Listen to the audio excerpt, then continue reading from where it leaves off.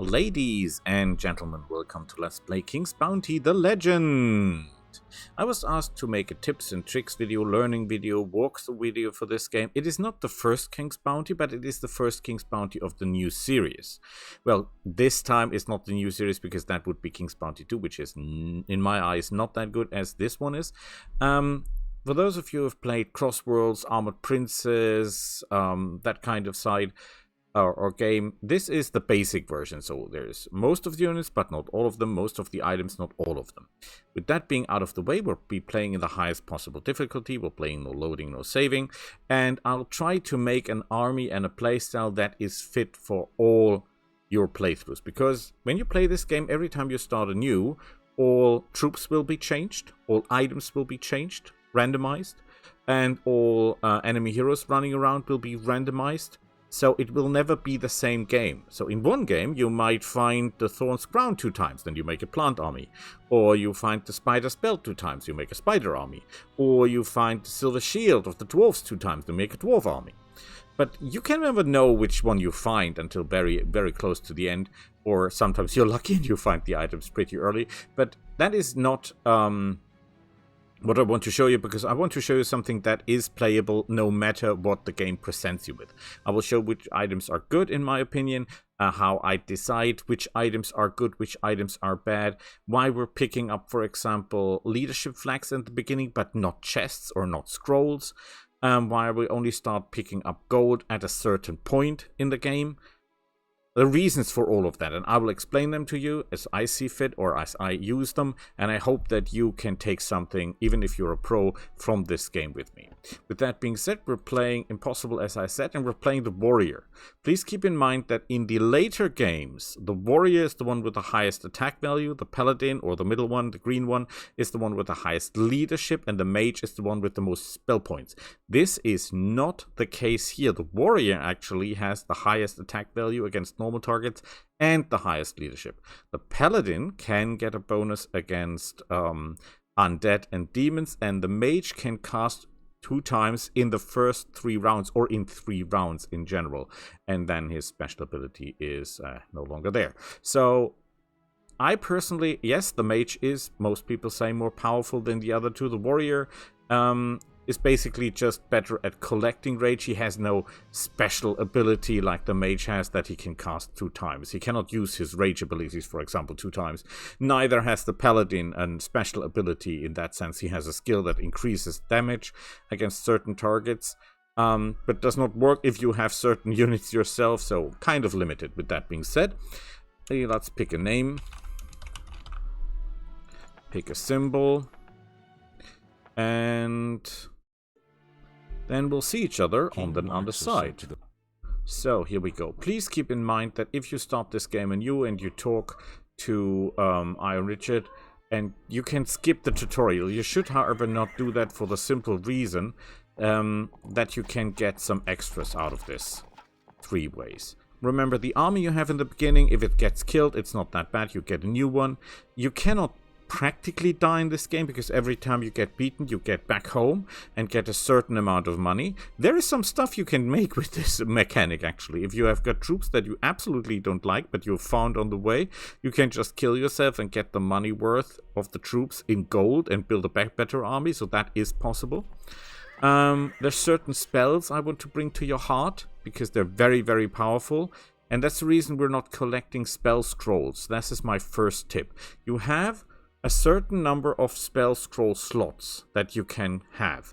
You can increase that by, for example, getting wisdom.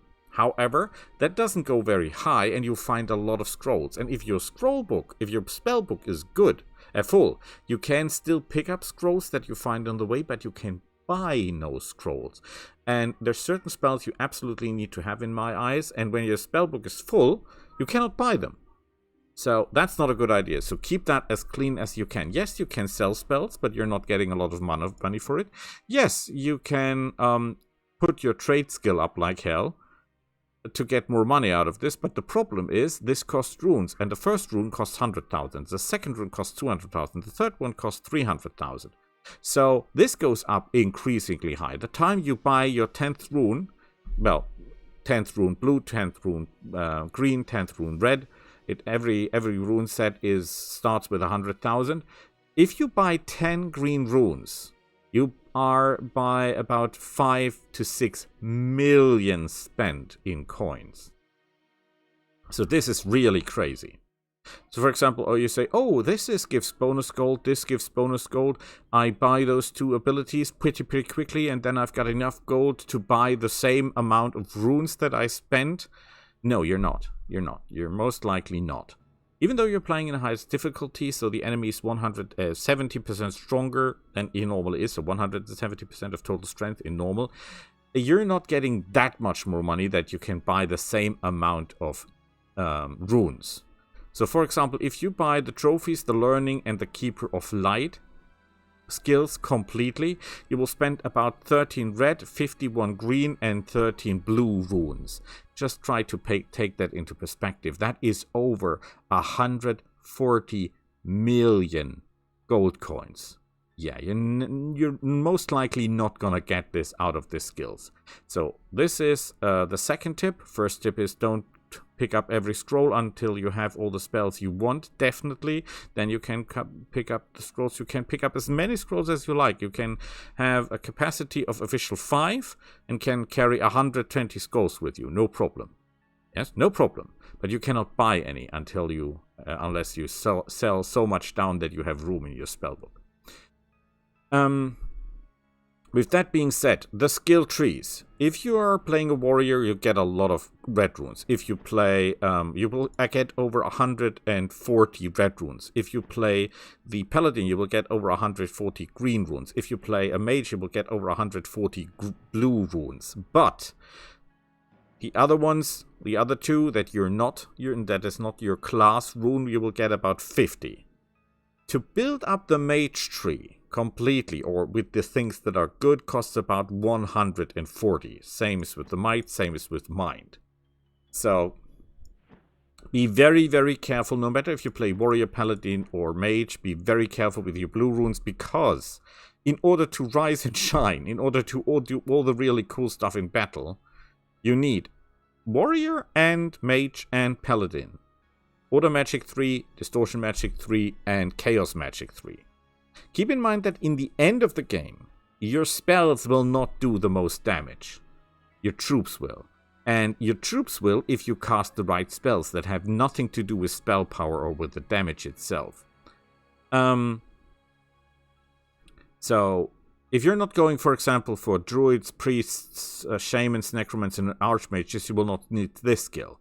You will not necessarily need healer if you're not casting these spells, and most of them you will not. Necromancy, well, most of you never use anyway. Concentration, that's okay-ish, but very costly. Meditation is 1 is enough. Wisdom, 1 is enough. If you have the runes, buy more, but the important one is order magic, distortion magic, and chaos magic. And that will cost you a lot. If you take all the essential blue, you will pay over 100 blue runes. Remember, you're a warrior. If you're level 31, you will only get 50 of these. So the rest must be found or bought. Holy, that is expensive. Mind tree. Everything of this is not your concern. This gives you 100 leadership. Second tier will give you 250, and third tier will give you 500 more leadership. That is nothing. There are items that can do that. And they cost no runes. So no interest here. Reserve is the only, in my eyes, the only good one here, and 1 is enough. More than 1 you will not need. You will not need diplomacy, you will not need tolerance unless you want to build a really weird army mix. Inquisition, you will not need most likely unless you find no way to buy inquisitors. In some playthroughs there are not a lot of inquisitors for sale, then this makes eventually sense, although in the beginning of the game we can do weird stuff with these guys, later on not so much. Keeper of Light can be ignored. Trade seems cheap, is not, because you have to buy learning for it and you have to buy scouting.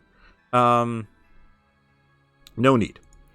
Warrior training, what do you need? You will need tactics, because that allows you to rearrange your troops and adapt to the enemy. Very important. Onslaught increases initiative. Very good, because who strikes first lives first. Dark Commander Depends if you want to use undead. If not, no interest here. Nighttime operations. That is something you can actually control because the total bonus is +6 attack and +6 defense. And 1 attack or 1 defense is equal to 1 level, basically speaking. You have a level restriction of 31. So this is in total 12 levels, so to speak. So quite powerful. Frenzy attack is about 6 levels, and you get an initiative bonus, and initiative is hard to get, harder than attack +1 or defense +1, so this counts double, so really, really important as well. This is one of your specials that you have as a warrior. You gain more experience with your spirits. Nice. Not necessarily cool, but well, it will not make much difference, but you'll rise faster. Anger, very good. Rage control, very good. Training, absolutely no need. No need at all. Unless you're going with a full human-based army and only swordsmen, bowmen, and the guys with the two-handed swords. If you don't use them, this skill is totally useless. Will do nothing because it only affects these 3 troops. Same goes with Iron Fist. You're not going for guardsmen, horsemen, knights, and swordsmen. No need to pick this skill. Bowmen. If you don't use bowmen, don't pick this skill. Combat readiness. It says damage 10% reduction. First turn, ladies and gentlemen. First turn. After first turn, no use, no. So, no interest. So, quick reminder, what is good here in this one? Rage control, rage control, anger if you are warrior, tactics, onslaught, nighttime, and frenzy, and that's it. Magic, order magic, distortion magic, chaos magic, and mine, completely ignore it, unless perhaps 1 point to get reserved, but the rest is out of the picture. Heroes. If you have a paladin, warrior, or mage will influence your slots. For example, the warrior can carry 2 swords. The paladin can carry more regalia. The mage can carry more artifacts. This here is very important. Attack. Every point of attack that your attack is higher than the enemy's defense will give you 10% more damage. It's kept at 300% more damage, so 30. So if you have a dragon with 50 attack and you attack a peasant with 2 defense, you waste some of your attack potentially. You will not do more damage against that guy than 300% more. Please keep that in mind. So there is some capping here to do. Defense, you want to have as high as possible to get your troops undamaged. However, most troops have resistances. For example, there is a resistance against physical damage. And if you're very, very lucky, you'll find 2 times the boots of... they look a little bit scaly, scale boots. They give 15% physical resistance. Then you get an armor with 10% if you're lucky. And then you have a total of plus 40%. And then you have ghosts with 50% base resistance, and then you're at 90%. It doesn't go higher than 95% in resistances, but boy, can you make things. If you find the right items, that's the cool thing about the game. You can find so many item combinations that you can build really, really, really weird stuff. And one playthrough, you go for ghosts. The next playthrough, you go for beasts. Next playthrough, you go for demons. But I'll talk about which items, which troops are good in my eyes. Please always remember, this is just my opinion, later on. So, we've talked about runes, we've talked about spells. What are the good spells? Most important spell in my eyes is invisibility. Why? Because you can win battles you normally cannot with invisibility. I'm not joking, this is possible. I'll show you how, hopefully. Sacrifice, because it's a cheap way to get troops, and if you have no way to buy certain troops in great numbers, sacrifice is the way to get more of these, even though they're not sold. So, for example, you can only buy 11 Inquisitors, and there are no more Inquisitors in the game. You could not use Inquisitors. Yes, you can. With sacrifice, you can fill them up to hundreds, if you know what you're doing. Best damage spear spell in the game, in my eyes, is not Armageddon, is not Fireball, is not the Falling Blades or something. It is Pain Mirror. Oh boy, you can do things with Pain Mirror you would not forget. Trust me. Of course, boosting initiative, boosting speed is extremely useful, but we'll come into the spells. The spells you should always remember is Sacrifice, Invisibility, Pain Mirror, and Duplicate.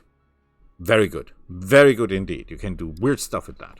So we'll now talk to this guy, and we say we're ready to pass the test, and he will open the first thing for us. We'll be fighting a dragon. Remember, there are no achievements here. This is not Princess, this is not Darkside, this is not Crossworld, there are no achievements.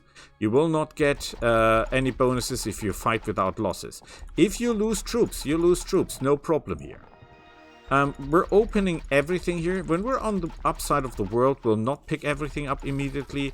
But since we cannot get back here in this area, we'll pick everything up that you can. You see that we can. You will see this little golden dots. That's because I'm pressing D, which means dig. So, oh, see, there is a rune. 100,000, so to speak. Now this guy is after us, and you can see I can make him run behind me. This means you can actually lure enemies away from the place they're guarding. This guy is guarding the statue that we have to collect. We didn't actually have to fight this guy. We could just ignore him. Or, for example, if there is more than one monster, then we take the first one, lure him away, and then we go far away as fast as we can, and you will see that he will lose track of us, and he has now this little question marks over his head. That means he doesn't see us anymore, he doesn't know what to do. He will stand for a short moment, and then he will move back to his original position, which can be very, very useful. Why? Because we can collect stuff without fighting, actually, the people. And there he comes again, and we can now lure him for the next 300 years. If we wanted to. But we want to fight him. There is a chest. We want that chest. This guy is not important. The chest is. The Horseman has a special ability. All troops have special abilities, but that's what most of them have.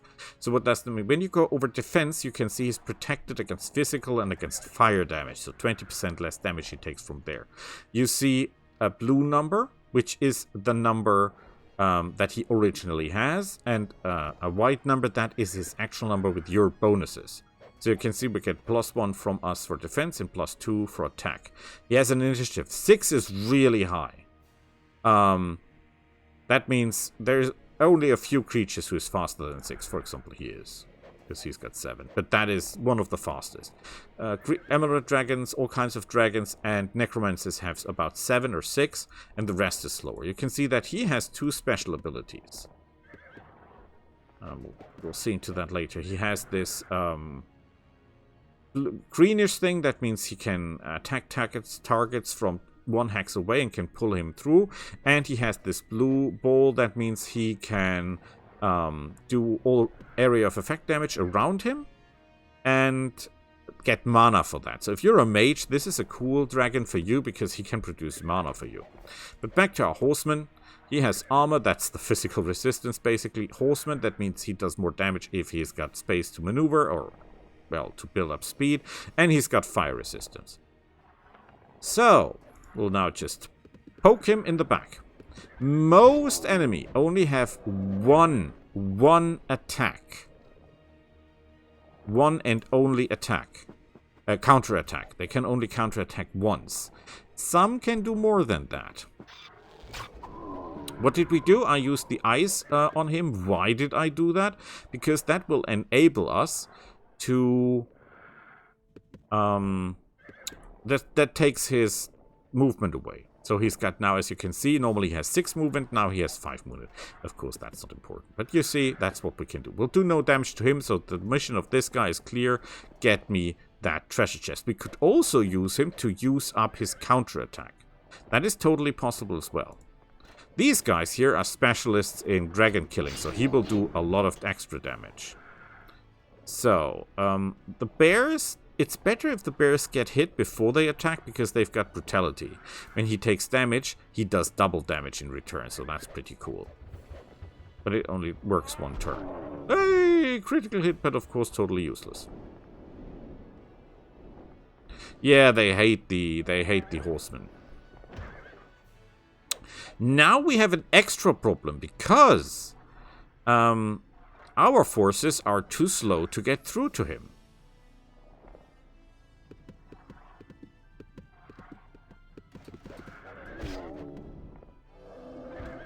And we're losing them. Again, that's not that problematic because we don't care for this guy anyway. And if you place Alt, you will see that now you can see whose turn it is. Let's hope we get something nice. It's 60 gold. Yeah, forget about that. We can go here, but that would be a mistake because then he will just use his ability to strike around. So we're not doing that. We can use super move and attack him. It will not do any great damage, but you know, every bit helps.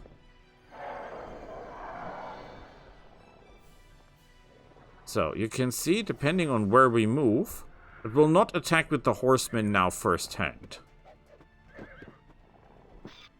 Because we have a better plan.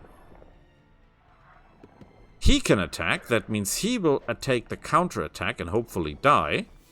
And will not lose another very important horseman. Because we really like our horsemen.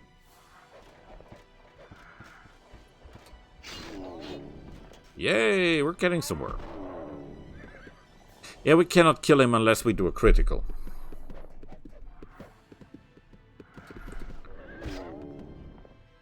He's of course more mobile than we are. He killed the bears, no problem. We don't care for the bears. We will not attack. We will shoot. We will not attack with him because he would most probably die, but he can take an attack and we'll not get a counterattack because he will die on this. And down he goes. Not perfect, but okay. Again, we're not getting any bonuses for not having any losses, and these troops are not important to us in any way. We can look around if there is maybe some gold hidden here. Sometimes it's hard to spot.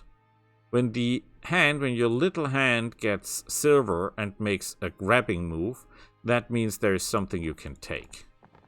But it doesn't seem to be. We've got a green rune, there's nothing to say about this. Now, when you find items like this one here, sometimes you can do info, most of the time, or all times you can do info, so that tells you something, and you can use it. And then, for example, you can put your name on it. In most quest items, or some quest items, you get extra runes, extra experience, extra gold, if you take the use button. Please do that with some caution, because sometimes it ruins the quest. So know what you're doing. We saved the princess. I saw the inscriptions. One of them belongs to Richard Irontooth. So, we have other questions. So, next thing we have to do is kill the necromancers. We know how to use scrolls.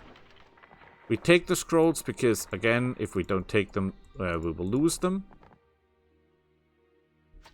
And again, we're digging like crazy. There can technically not be anything here because our character has not yet learned how to dig.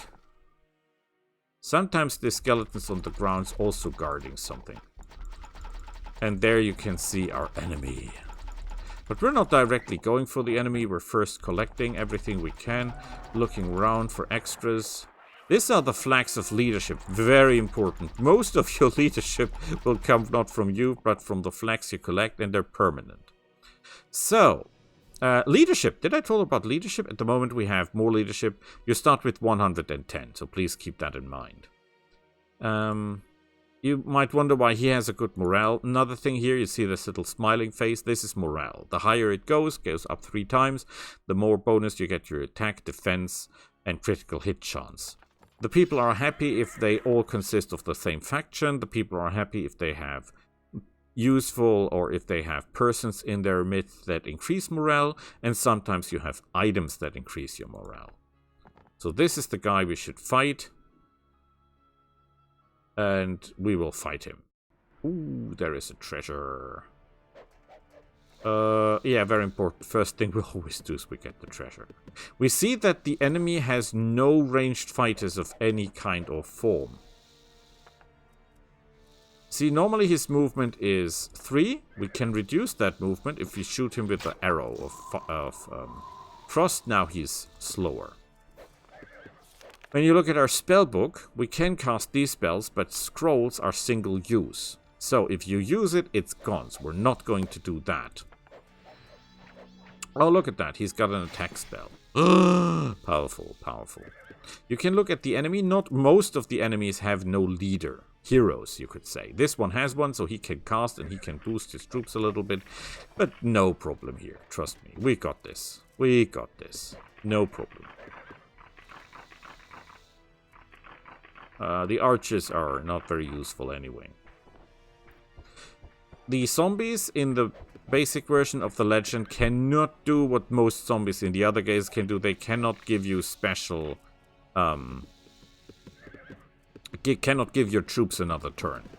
That is something only the super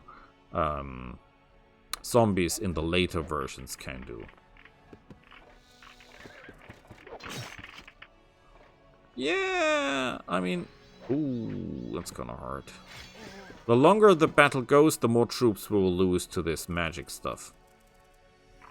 If we're lucky, he will kill these in return, and then we can end the fight relatively quickly. Before he can cast that another time, because we're running out of troops. And we have to do the entire... tutorial with the same army. We're not getting a new army on the way. But, as you can see, we're fine. And this is the only hero we fight. Woohoo! He's dead. And there is sadly nothing else for us to collect, if I see that right. We're just looking around not to miss something. And let's look at the book. We can use it. But there's nothing in it. I think if you're a mage starting character, you get some extra. But we don't. And then we talked, then we destroyed the necromancer, and then he tells us it wasn't really the necromancer, it was Father William, and it was just a test. And now we're digging for treasure. Digging for treasure, you can either use this little icon here, or you can just press D on your keyboard, which I think is far more useful. Cook a cartwheel. Piece of garbage. The items that you can find here are normally not worth your time.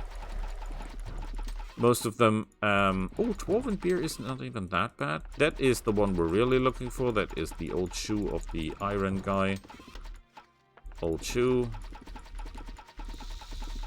Of course, we're killing everyone here. Not because we like to kill everyone, but there is the chance, even though little, that there is a chest that might contain something that we can use to our advantage. These guys cannot do any damage to us, even if they try.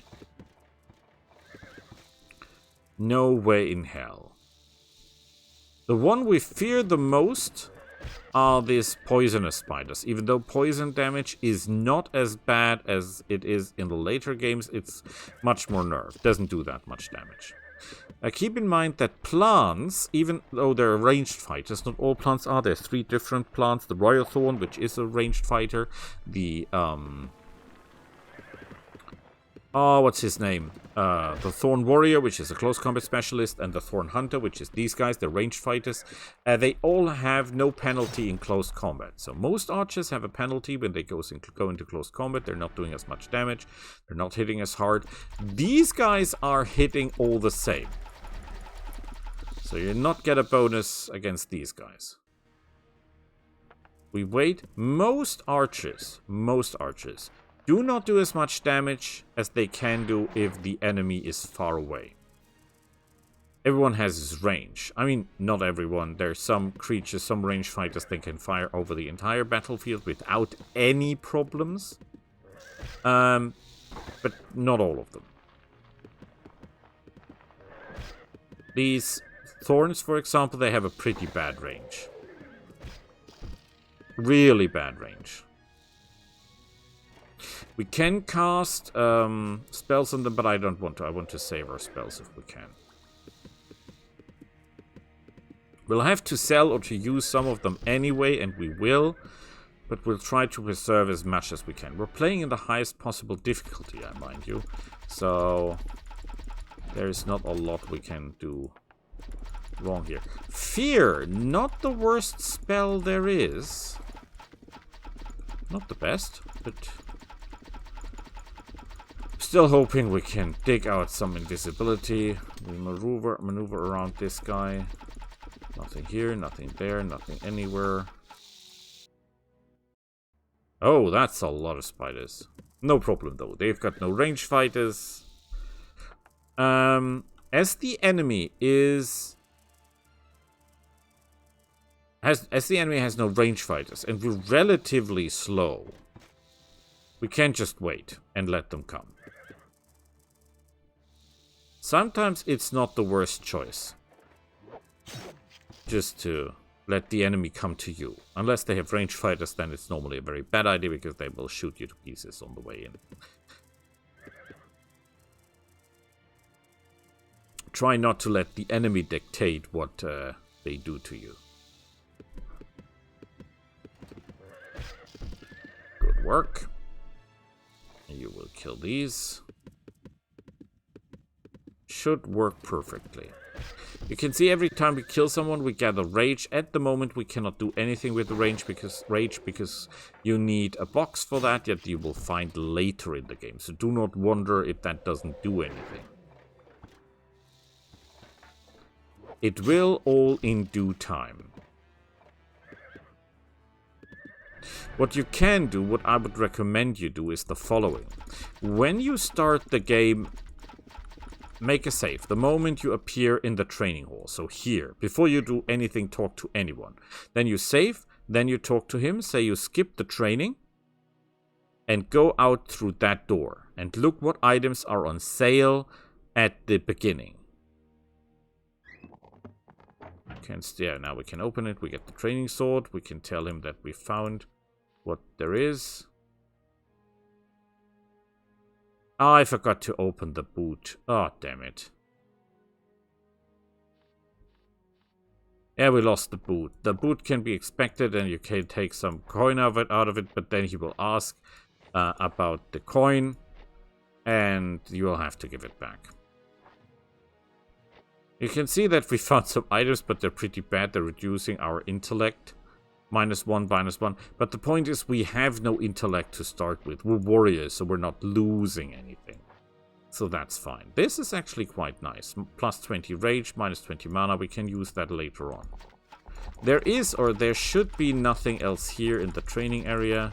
If I remember that right, we can look around. If there is an item, normally there is a golden glow from the ground that you're working on, and you hear a sound like ding-a-ling, and that means there is a treasure in the ground.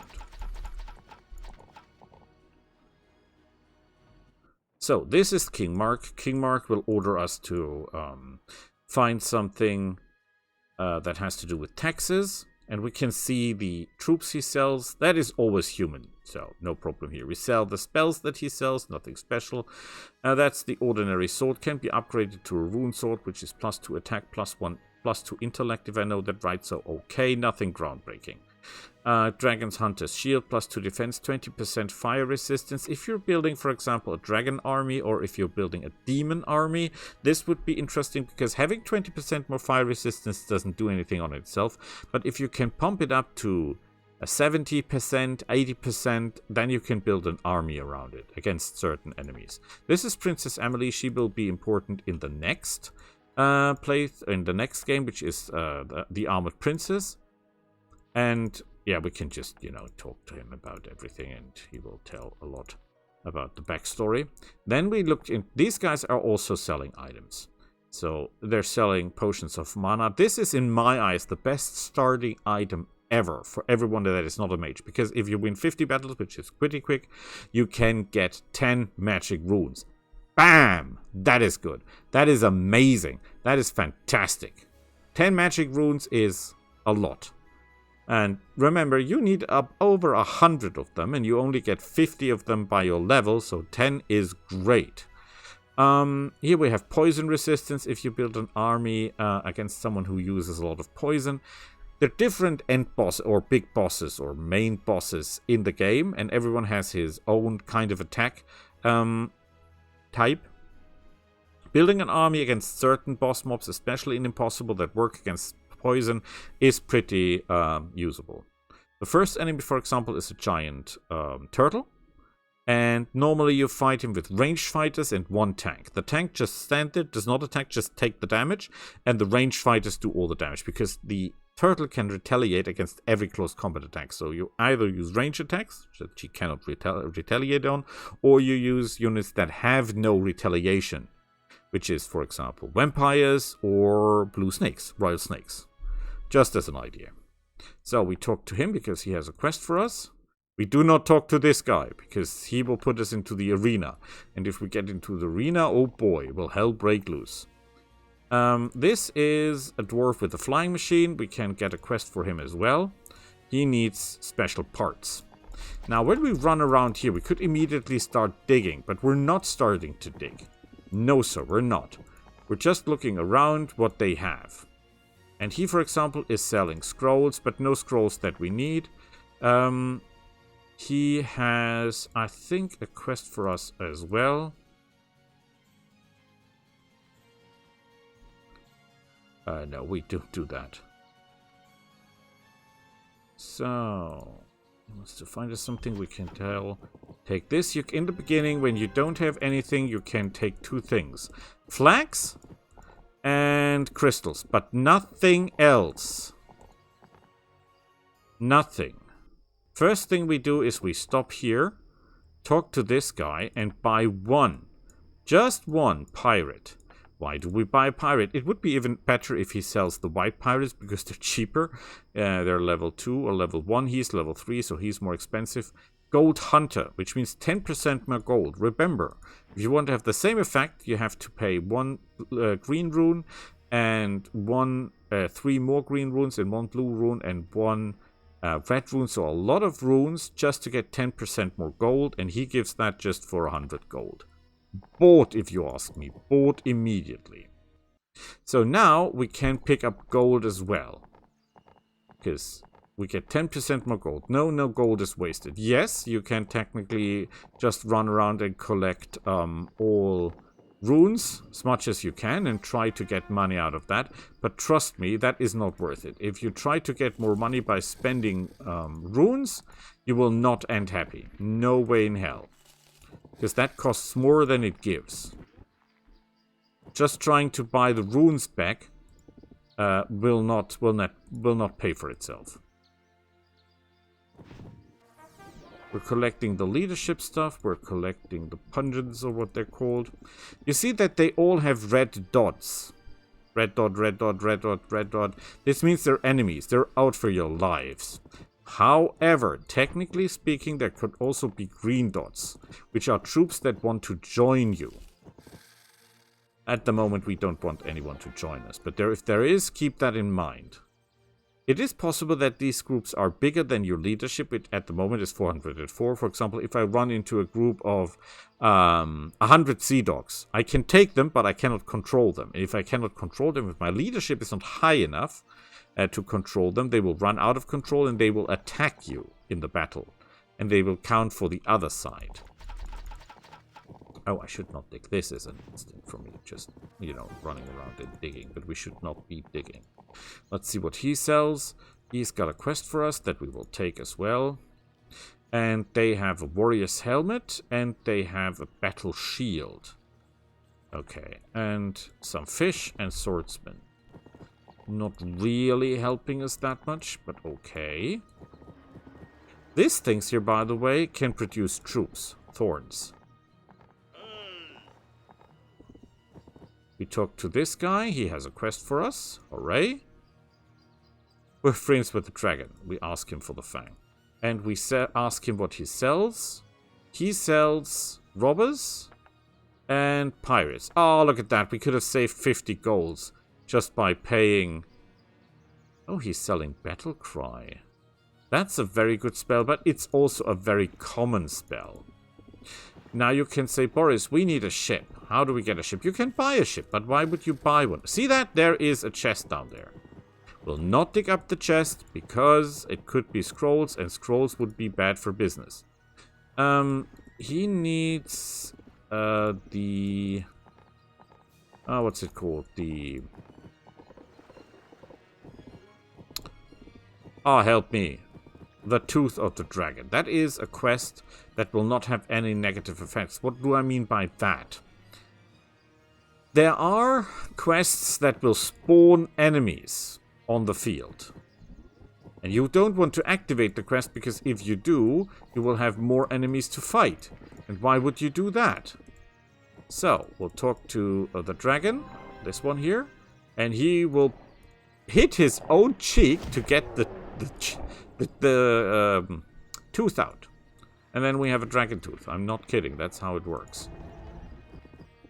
Now we have to be a little bit careful here, because this guy will immediately go buckernuts. Some enemies are faster than others. Keep that in mind. For example, if you're up against beholders. Beholders are incredibly fast and incredibly aggressive. They will follow you over the entire map. If you are fighting, for example, mages or swordsmen, they're normally not that fast. Here's the Fang. And when he gives us gold and experience, and when you... Oh, we got a leadership. Oh, increase in level. Very, very important. This changes. Some of it changes. You will always have the choice between two. If you're level 1, you will have the choice, for example, between 120 leadership and +1 attack, or +1 defense, or +5 mana, or +6 rage. But when you're level 30 and you're becoming level 31, you will have the choice between +1 attack, +1 defense, +5 mana, +6 rage, or 1,200 leadership. So leadership goes up, the rest does not. One level will always be +1 attack as a choice, or 1 defense, or 1 intellect, or never more than 1. Except leadership. Leadership goes up sky high. What does that mean? As soon as the leadership offer reaches 600, 500, 600, depending on your playstyle, you take the leadership. No more this one here. So, would you please go away? You see, he's got this little thing here over the head, and then he says, okay, screw it, I'm going home. When you do quests for people, sometimes they sell different stuff. For example, now, as you can see, he's selling barbarians as well. And he's selling demons. These guys are insane. Insane, I tell you. Totally ludicrous, dangerously. In my eyes, this is the best unit in the game. Why? Because, yes, they're level 4. Yes, they cost a fortune, but it's not even that much compared to what they do. The knights, I think, cost 1,000. These guys just cost 600. But the point is, excellent defense. Excellent attack. They've got 50% fire protection. You remember the shield with 20%? That means 50% fire resistance. This means these guys go up against dragons, and dragons will do almost no damage to them. Initiative sucks, okay. Speed is okay. They've got the talents of running, so they can get to a speed of 5 in the first turn. 200 health.